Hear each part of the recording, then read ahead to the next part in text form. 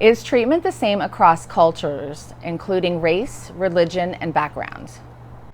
I think it's a great question, and I think the obvious answer is no.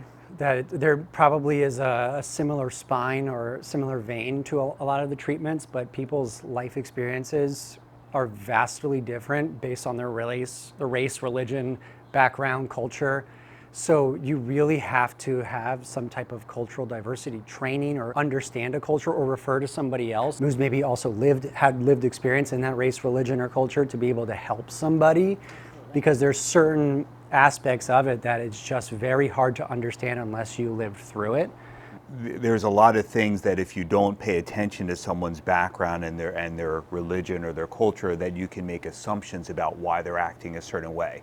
Even basic things like eye contact, you take that as, a sign of disrespect, and it might be a sign of respect. Basic body languages. There's cultures where you have to get to know their elders. There's certain things that you really have to take into account, otherwise you're going to be offensive and you're not going to get anywhere with treatment. Understanding that certain people have lived through discrimination, have lived through racism, and that's a real part of their lives. And if you try to ignore it because you're uncomfortable on your side, then you're not understanding a lot of what they've been through and what's made them react the way they have in life and be, and have some guards up and defenses up. I also think there's a huge aspect to culture that we negate in society, and I think it makes treatment less likely to even be found in the first place.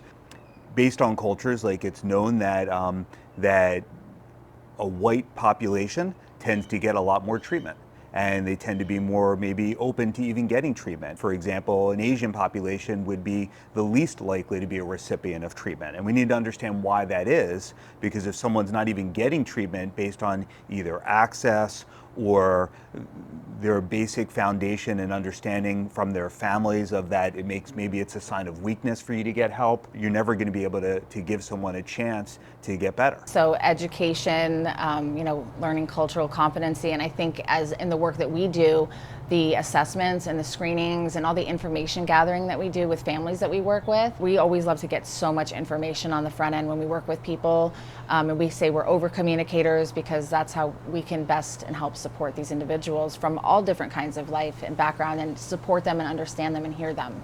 I've seen some people try to help someone who's outside of their culture or outside of their race, and which is totally fine as long as you're educated and you understand where the cultural background.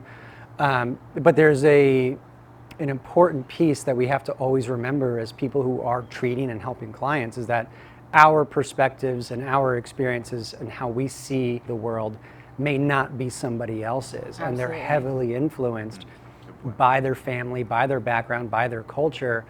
So to ask the right questions and not to try to impose our beliefs on somebody else is so important. Right. And trying to understand how we can help get them to where they want to be in their life.